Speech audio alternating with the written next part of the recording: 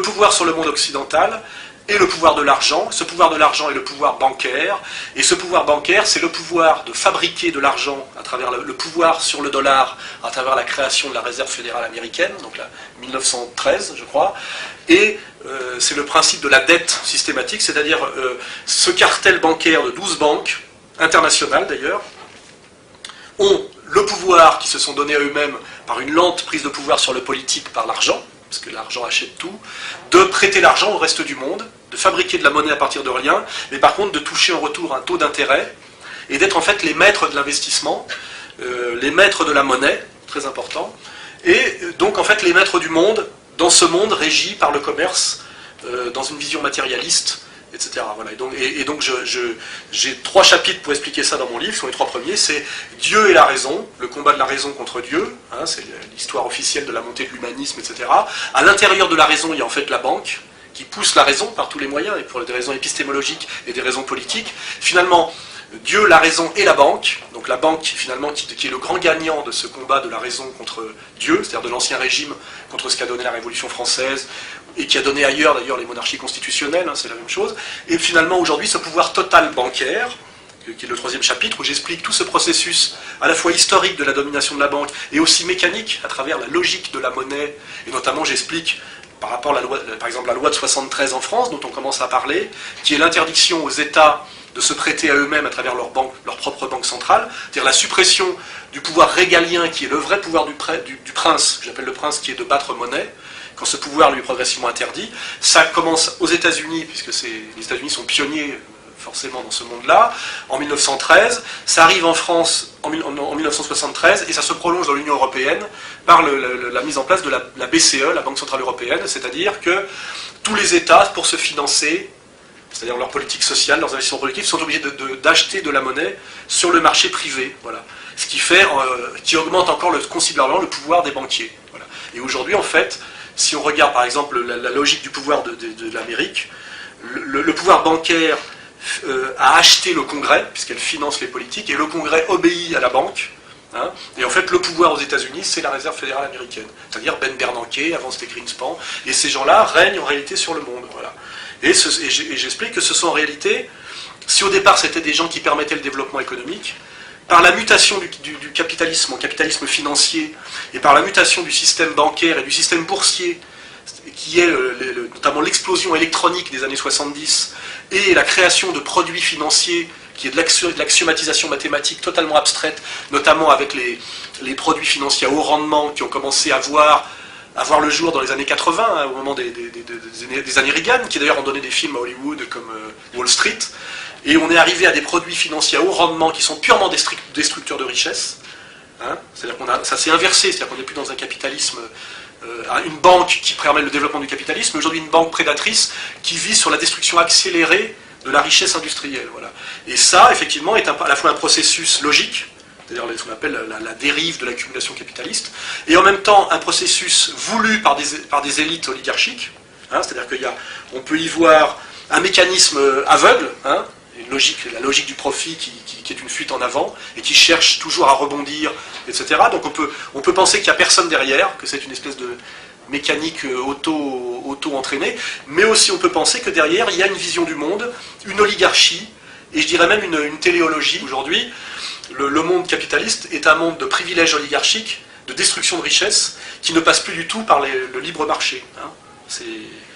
Ça se vérifie d'ailleurs qu'aujourd'hui le marché n'est plus du tout la libre concurrence, mais essentiellement régi par la puissance militaire américaine, qui est une tricherie permanente par rapport à la libre concurrence. C'est pour ça qu'à vite on retrouve un accord entre les marxistes et les libéraux authentiques, pour dire aujourd'hui finalement le monde n'est absolument plus libéral, on est dans un monde bancaire, oligarchique, où finalement un système de prédation d'une toute petite élite, que Attali appelle l'hyperclasse mondialisée, s'appuie pour imposer sa prédation par la logique de la dette, qui est la lutte de la dette généralisée, des États, de l'endettement privé, hein, c'est la même chose, c'est-à-dire que tout le monde vit à crédit, et passe son temps à rembourser du crédit à la banque, exactement comme les serfs travaillaient la terre pour que les nobles puissent manger sans travailler. Il y a un vrai parallèle. C'est ce qu'on appelle le nouvel ordre mondial, qui pouvait être un complotisme il y a quelques années quand on disait on va vers un nouvel ordre mondial, mais qui aujourd'hui est un projet annoncé par toutes les élites mondialistes en disant nous voulons un gouvernement mondial, nous voulons la toute-puissance du FMI, et on voit bien ce que fait le FMI, des coupes drastiques dans les budgets sociaux,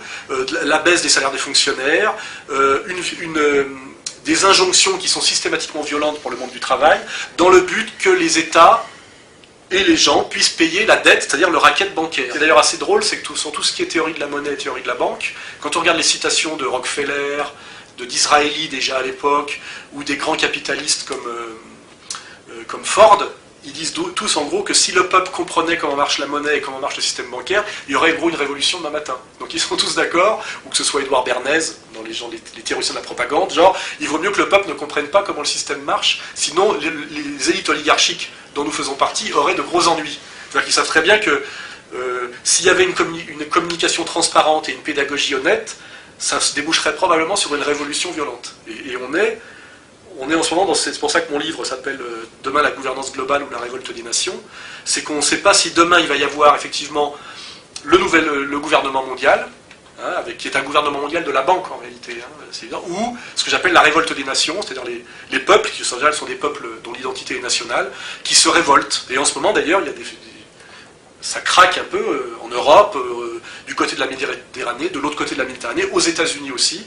Ça craque un peu de partout, on ne sait pas s'il va y avoir effectivement la victoire définitive de ce nouvel ordre mondial bancaire, dont j'explique que c'est un lent processus de domination qu'on peut tracer au moins comme projet sur 2 siècles et demi, ou si tout va péter bientôt. Voilà, c'est ça qui est intéressant.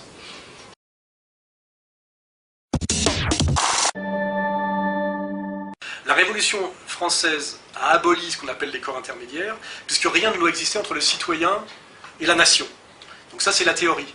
Et donc il y a une communauté nationale souveraine, qui est une abstraction, et ce que j'appelle les majorités dominées, qui sont inexistantes, comme un troupeau de moutons, qui seraient censées être incarnées par l'État, l'État-nation, et qui serait l'émanation de la volonté populaire. Et rien ne doit exister entre les deux. C'est pour ça que la Constitution française n'admet pas de communauté et pas de lobby. Il ne faut pas l'oublier, même si ça a été bafoué de A à Z. Voilà.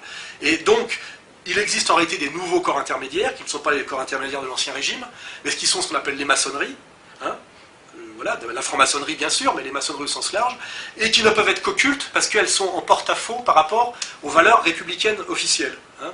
C'est pour ça que la franc-maçonnerie en réalité est toute puissante en République, c'est pas moi qui le dis, c'est Alain Bauer, etc. C'est-à-dire que toutes les lois sont faites par les planches, dans les... comment dirais-je, dans les temples et dans les loges, la République en fait est une émanation de la maçonnerie, mais ce n'est jamais dit. C'est-à-dire que sous l'Ancien Régime, l'Église était à côté du roi officiellement, et moi ce que j'explique c'est que la franc-maçonnerie et l'Église, le clergé occulte de la République, mais ça peut être qu'occulte, puisque la République prétend qu'il n'y a rien entre l'État et le citoyen. Alors c'est pas vrai, entre l'État et le citoyen, il y a quelque chose qui prétend parler au nom d'eux, et qui fait en fait les lois, c'est ce qui est revendiqué par la Grande Loge nationale de France et le Grand Orient, hein, c'est pas moi qui le dis, c'est Bauer et Stefanini, hein, ils le disent. La France, c'est 40 000 vénérables et 150 000 frères, et pas du tout les citoyens qui finalement sont des vaches qui regardent passer les trains, hein, des spectateurs. Voilà. Et j'explique qu'il y a un énorme mensonge qui est le mensonge républicain, c'est en fait que tout le pouvoir est dans les corps intermédiaires, or ces corps intermédiaires n'existent pas. Et on est dans l'occulte, d'ailleurs dans l'occulte et l'initiatique, et c'est l'histoire de la maçonnerie. En face, effectivement, il y avait monarchie, catholicisme, qui a été effondré. Je raconte d'ailleurs les processus de destruction. C'est d'abord la nuit du 4 août, avec le renoncement aux privilèges. Après, ça a été notamment la perte de l'enseignement par l'Église catholique avec la séparation de l'Église et de l'État, qui est en fait la séparation de l'État et de la catholicité pour que finalement la franc-maçonnerie règne seule et de façon toute puissante dans la République. Hein, j'explique que c'est une église sans révélation, mais que c'est une église parce que c'est un clergé, avec d'ailleurs exactement, on voit très bien les temples et toute la symbolique maçonnique est une contre-église. Hein, je veux dire, ça peut paraître même ridicule quand on n'est pas religieux. Ce qui est marrant, c'est que ceux qui ridiculisent ce qu'on peut appeler les simagrées liturgiques catholiques, font la même chose dans les loges, avec un tablier, des symboles, une truelle, enfin je veux dire, il y a un côté grotesque, hein, avec le rite écossais inversé, c'est grotesque, hein, il Quand on est un grec comme moi, un grec athée, je veux dire, c'est voilà, c'est de l'ésotérisme grotesque, etc. Voilà, ça sent à la fois la fumisterie et l'occultisme. C'est même assez angoissant, hein, avec des symboles, enfin de secrets, etc. Et c'est en contradiction totale avec, comment dirais-je, les valeurs démocratiques et républicaines. Alors aujourd'hui, on parle de déclin de la maçonnerie traditionnelle Troisième République, c'est-à-dire Grand Orient, Grande Loge de France, Grande Loge nationale de France, parce que c'est des maçonneries mondialistes qui sont en train de prendre le dessus, et qui sont effectivement ces maçonneries mondialistes, moi j'appelle maçonnerie au sens large, c'est-à-dire des groupes qui se réunissent en douce, à côté des instances officielles. Et c'est le groupe de Bilderberg, la trilatérale, le CFR, etc. On sait très bien qu'il y a une mascarade en France qui est le rituel du Conseil des ministres, et que tout se décide ailleurs, dans les loges, mais aussi au G20, au G8, aux réunions du groupe de Bilderberg, et que ça c'est secret, les journalistes n'y ont pas accès, c'est hautement sécurisé. Alors ça peut aller beaucoup plus loin d'ailleurs quand on parle après du Bohemians Club, des Skulls and Bones, etc. Et dans cette typologie de corps intermédiaire, donc vous citez par exemple les loges maçonniques, vous citez la trilatérale, vous citez aussi le club du siècle qui a été un petit peu sur la scène. En ce moment on en parle un peu, oui. Mélenchon a fait semblant de ne pas savoir ce que c'était, et après quand il a vu que ça passait pas, il avait fait devant, dans une vidéo là, d'un subversif de gauche, là, c'est Pierre Carl, devant Pierre Carl, il a dit qu'il ne savait pas ce que c'était. Ça prouve bien que lui aussi est un escroc maçonnique, membre du Grand Orient, voilà, ancien trotskiste de la LCI, enfin, je veux dire, il n'est pas blanc-bleu, hein, c'est le roi de la manipulation et du discours caché, quoi. Hein. C'est un professionnel de la politique, 2 fois sénateur, enfin, voilà, quoi, ça n'a rien à voir avec moi qui suis comment dirais-je, un punk, hein, par rapport à tout ça. Mais donc ce club du siècle, comment vous le... Il a donc été sur la scène récemment. Comment c'est dans tout cet ensemble c'est toujours ce qu'on appelle la logique des réseaux. Tout le pouvoir, c'est des réseaux. C'est l'oligarchie en général bancaire qui a l'argent, qui coopte des gens en leur faisant comprendre qu'ils auront leur part du gâteau s'ils participent au projet de domination, qui est soit une expertise bancaire, c'est-à-dire des techno-gestionnaires, soit des menteurs professionnels pour faire semblant d'informer et produire de la fausse transparence, c'est-à-dire du journalisme de haut niveau. Et on voit bien qu'au siècle, il y a tout ce monde-là. Et c'est les gens qui participent au pouvoir, c'est-à-dire les happy few, les élites, etc.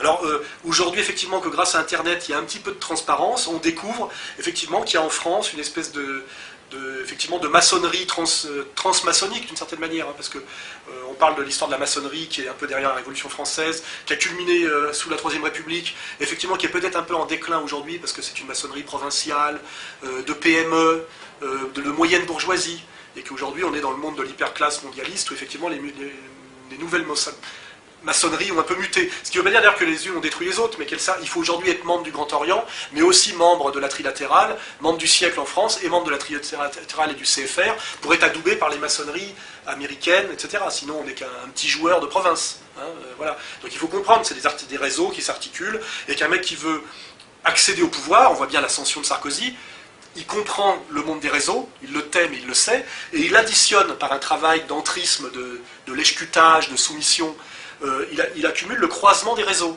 Celui qui prend le pouvoir est celui qui a le plus de réseaux avec lui et qui participe au plus de réseaux. Et il faut savoir que ces réseaux vous protègent, mais ils ont des exigences. C'est comme, j'explique dans le bouquin, que la manière la plus simple de comprendre comment ça marche, c'est la mafia. La mafia n'est qu'une imitation par des sous-prolétaires calabrais, des systèmes de domination WASP. En fait, le monde politique, c'est pas qu'il ressemble à la mafia, c'est que la mafia ressemble au monde de la domination. À part que ça se fasse par la banque et la haute politique, ça se fait par la prostitution et le trafic de drogue, qui est le truc du bas des étages. Et d'ailleurs, quand les mafias montent, elles passent à la politique et à la banque.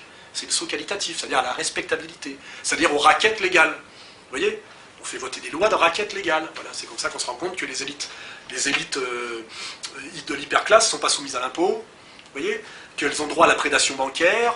Enfin, voilà, en fait, c'est le principe. Le pouvoir, c'est la raquette légale. Tant qu'on est dans le raquette illégale, c'est qu'on est quelque part dans le banditisme.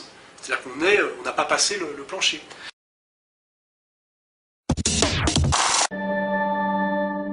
L'antiracisme était l'intérêt, effectivement, d'une espèce ce que j'appelle l'oligarchie, l'hyperclasse et la nouvelle classe, c'est-à-dire leur relais, effectivement, parce que c'était de l'antinationalisme, anti-frontière, montrer toujours du doigt le beauf à qui on a imposé l'immigration, à qui on a détruit les conditions d'existence. J'expliquais comment Mitterrand, si tu veux, avait validé le projet d'immigration de masse, qui est un projet patronal pour faire du dumping social, il l'avait inversé en lui donnant un vernis de gauche humaniste par l'antiracisme. L'antiracisme permet de donner une explication de gauche à un truc de droite. C'est ce que fait Besancenot aujourd'hui, il est payé pour ça. C'est-à-dire l'immigrationnisme est un truc de droite patronale, et qui grâce à l'antiracisme devient un truc de gauche. Et même le Front National, quelque part, a été payé un peu à son insu pour valider ça, pour en faire une question raciale, alors que c'est une question sociale essentiellement. Parce que d'ailleurs, Marchais avait montré du doigt, et c'est pour ça qu'il a été viré après Montigny et Cormeilles. Donc moi, c'est pas... mon truc, c'est pas du systémisme paranoïaque, c'est qu'en fait, je fais un travail et que j'ai une intuition, une théorie, et je prouve que tout est là. Il y a bien eu le discours de Montigny et Cormeilles de Georges Marchais, c'est exactement un discours du Front National d'aujourd'hui, et à partir de ce moment-là, je le sais parce que j'ai été au PC, tous ces néo-nationalistes et ces anti-immigrationnistes du PC sont mis sur la touche, ça se fait par les trotskistes, et ils sont soumis au PS, c'est la volonté du PS, et ça se fait, etc., par des gens que j'ai identifiés, j'ai la certitude de tout ça, j'ai les preuves, j'ai les traces, tu vois ce que je veux dire. Donc j'ai l'intuition, le schéma conceptuel, et je valide parce que c'est comme ça que ça s'est passé. C'est pour ça que c'est difficile d'attaquer mon bouquin. Et donc j'ai dit aujourd'hui, toute la jeunesse bobo qui a peur de la violence immigrée, qui a peur de la réislamisation, et dont finalement l'immigration devient un danger, d'abord parce que c'est un danger d'agression physique, un danger de remoralisation de droite à travers les valeurs de l'islam et les valeurs des sociétés traditionnelles patriarcales, tu vois. Parce que en fait, le bobo, il est pro-immigré, tant que l'immigré emmerde le lecteur Front National dans le 9-3. Mais quand d'un seul coup, la meuf se prend une paire de gifles à Bastille le soir parce qu'elle a une jupe un peu courte et que le mec essaie de lui mettre un doigt dans la chatte, parce que c'est ça qui s'est passé, et qu'elle va pleurer chez ses parents, d'un seul coup la bourgeoisie de gauche trouve d'un seul coup que cet immigré qui était une chance pour la France est un horrible petit macho, etc. etc. C'est ce qui s'est passé, ce retournement s'est opéré chez les bobos de A à Z. Et il a été habillé par l'anti-islamisme. La moyenne des bobos qui hantent ces locaux ici, n'assumant pas d'être passé de l'antiracisme à l'anti-islam, parce que c'est les mêmes, c'est le petit beurre qui est derrière, hein. Évidemment le musulman c'est le maghrébin. Et ces inversions d'alliance s'étant fait très très vite, c'est depuis la loi anti-foulard, hein, ça a démarré en 2002 je crois, un truc comme ça, et ils sont passés à l'écologie. On passe des arabes aux arbres, hein, parce que c'est d'un seul coup, on est dans une espèce de générosité politique et de position de gauche qui n'est pas gênante. Et c'est pour ça que je dis qu'il y a une grosse désertion de la question sociale et même de la question ethnique chez les plus cons et les plus lâches des bobos pour s'investir dans l'écologie. Parce qu'effectivement, ça leur permet d'éviter de se voir tels qu'ils sont. Voilà, je dis... à un moment, je m'amuse à faire ça, c'est un petit paragraphe, parce que c'est vrai que la sociologie fonctionne comme ça au niveau des inconscients. Voilà. L'écologie, c'est très pratique, parce que ça permet de ne pas faire de politique, d'une certaine manière. C'est une manière discrète de sortir du politique dans ce que ça a de dangereux et d'engageant.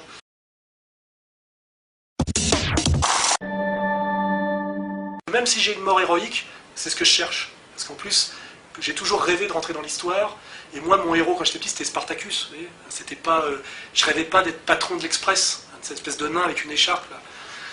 Jamais. Donc j'ai exactement la vie dont j'ai rêvé quand j'étais jeune. J'accomplis mon destin. Et comme me le disait Dieudonné récemment, toi et moi, beaucoup de gens peuvent pas me comprendre parce que nous avons un destin. Les gens qui ont un destin, c'est très rare. C'est pour ça qu'ils sont obligés de prendre un peu de pognon, baiser 2-3 putes. Parce qu'ils n'ont pas de destin, c'est ça ou rien. Et ils n'ont pas de génie. Bernard Lévy n'avait pas grand-chose à quoi renoncer. Il est nul. Mais moi, j'ai du talent. J'ai du talent pour les idées, le logos. J'ai écrit des grands livres qui sortiront. Voilà, parce que dans la séquence 90-2010, il n'y a personne. Il y a même Nab, tellement il n'y a personne. Vous voyez ce que je veux dire?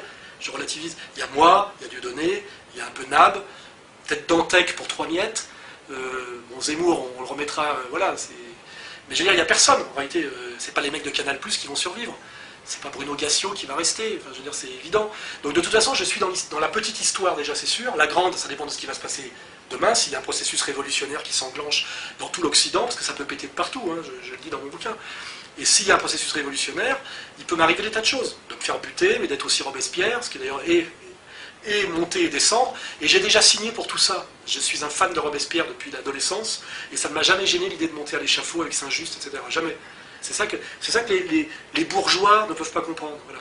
Je ne rêve pas de renouveler mon argenterie, je ne rêve pas d'avoir une voiture avec des intérieurs cuir. Il y a un connard une fois qui m'a dit « Ouais, avant de te connaître et de travailler avec toi, j'avais un cabriolet intérieur cuir. » C'est une des raisons pour laquelle je l'ai viré. J'ai rien à faire avec un connard qui a un cabriolet intérieur cuir. Moi j'ai une Lada Niva, elle a 12 ans. Voilà. Et je ne veux pas en changer parce que le reste, déjà, avoir une voiture, pour moi, c'est déjà de la merde. Voilà, je roule à moto depuis toujours. Parce que déjà, une voiture, c'est déjà un truc, c'est les embouteillages.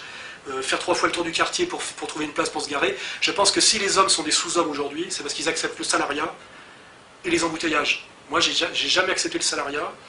ni les embouteillages. Et c'est pour ça que je suis un être humain, encore. C'est-à-dire que je pense que je communie directement avec Bayard, vous voyez, hein, Français sans peur, chrétien sans reproche. Parce que quand on a été salarié du tertiaire et qu'on a conduit une bagnole dans Paris pendant des années, on est un Untermensch, un sous-homme.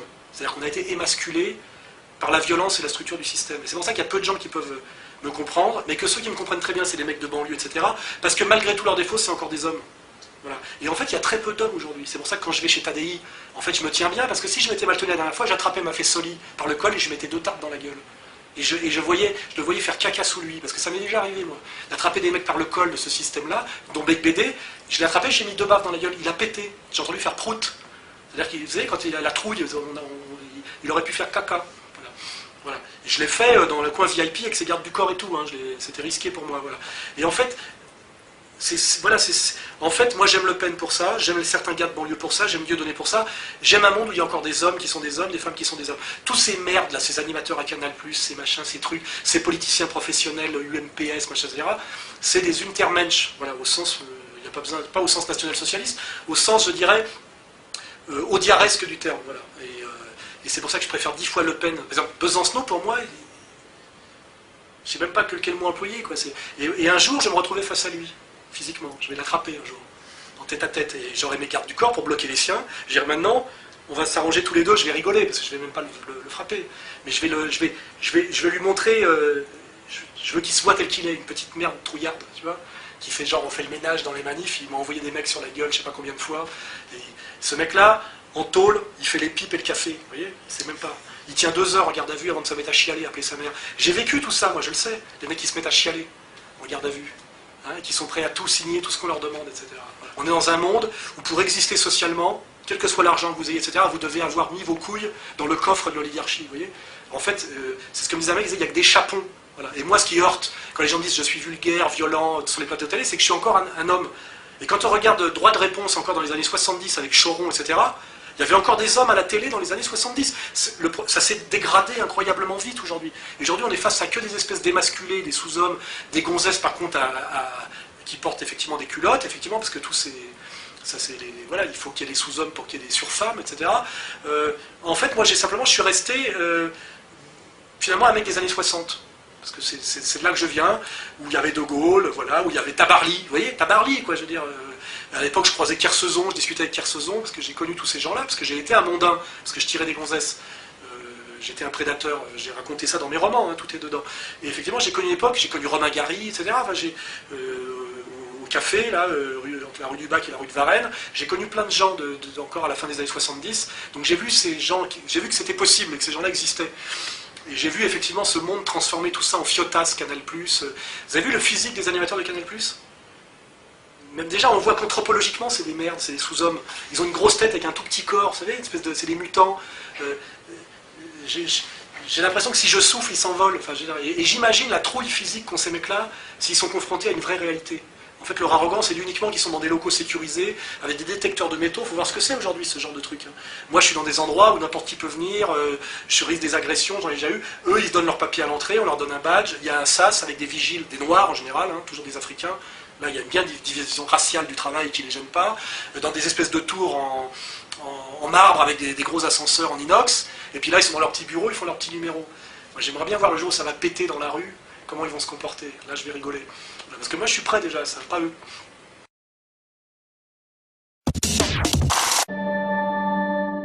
D'abord, moi, je me suis rapproché du Front National, parce que j'ai fait les mêmes analyses qu'a fait intuitivement le peuple ouvrier français.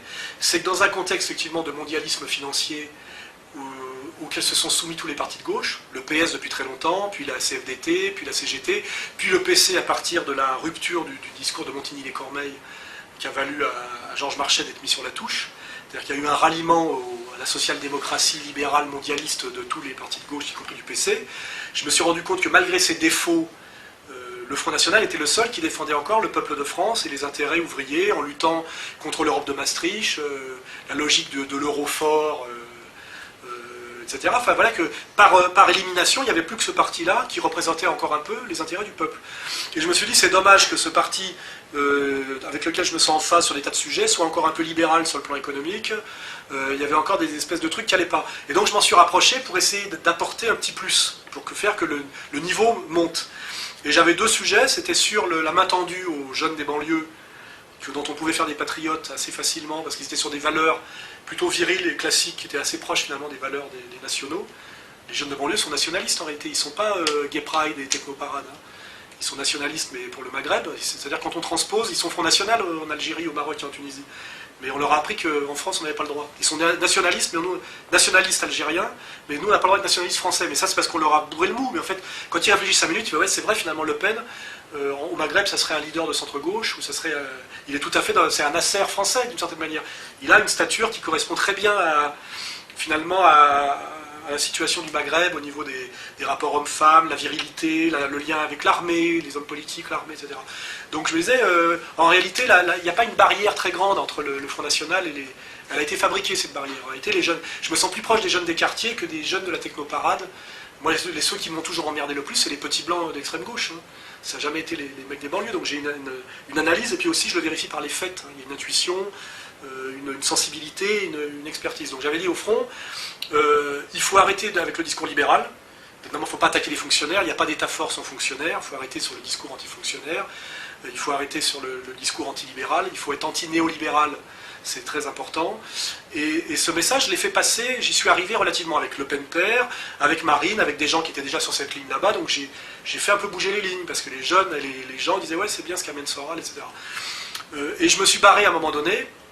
D'abord parce que j'avais des hostilités internes, ça c'est de la boutique. Parce que les gens pensaient que j'étais venu au front pour faire carrière et que j'allais piquer une des rares places rentables qu'il y avait, qui est la place de député européen. Et donc il fallait que je m'en aille pour que les gens comprennent qu'en fait je ne voulais pas faire carrière au front. J'ai pas besoin, d'ailleurs je l'ai prouvé, j'ai fait un livre, j'en vends, je suis plus utile quelque part en dehors du front que dans le front. J'y étais allé parce que Le Pen m'a coopté. Il a déclaré, il y a eu l'Assemblée, je sais pas quoi, à Bordeaux, c'était, puis il a dit voilà, sont cooptés au comité central, Alain Soral, il a dit 2-3 noms sur son quota personnel sans me le demander. Alors je savais très bien que si j'acceptais, et que j'avais le tampon Front National, c'est comme voilà, c'est marqué au fer rouge. Mais justement, j'en ai marre de ce genre c'est ce que fait Robert Ménard en ce moment en faisant comme moi, j'en ai marre qu'on soit marqué au fer rouge parce qu'on défend le peuple de France au Front National, qui est un parti qui ne dit rien, à mon avis, de grave. Clémenceau aurait été à la droite de Le Pen au début du XXe siècle. Quoi. Voilà, il faut se poser la question de cette dérive, plutôt depuis 30 ans, du politiquement correct débile, du droit de l'hommisme délirant, etc. Analyse qui est dans mon livre. Je parle d'obscurantisme des droits de l'homme, etc. Donc je me suis retrouvé au Front National malgré moi, parce que je n'ai pas refusé cette cooptation. Et j'ai su que ce que ça allait me coûter, c'est mon côté punk, et c'est mon côté je refuse toutes ces barrières religieuses, d'une certaine manière, les anathèmes, voilà, le péché mortel. J'ai porté ma croix, j'ai apporté ce que j'ai pu, et puis à un moment donné, Marine a pris un choix stratégique qui vient de certains de ses conseillers, c'est rentable électoralement de tirer sur les musulmans. Ça, moi, j'ai refusé, parce que j'ai dit c'est valider le choc de civilisation, c'est pas cohérent. Quand on critique le mondialisme financier, on ne peut pas valider le choc de civilisation, parce que le problème vient de Wall Street, il ne vient pas de la Mecque. L'islam n'est qu'une conséquence. L'islam qui vous gêne, d'ailleurs, c'est l'islam au racaille, c'est pas l'islam du quotidien humble, modeste et moral, et c'est instrumentalisé par l'Empire, et c'est une conséquence de l'immigration qui est une volonté impériale. Donc on ne peut pas mettre en équivalence le problème de l'islam et le problème du mondialisme financier. C'est malhonnête de dire que c'est 2 problèmes équivalents. Il y en a un qui est un sous-produit de l'autre, instrumentalisé par l'autre.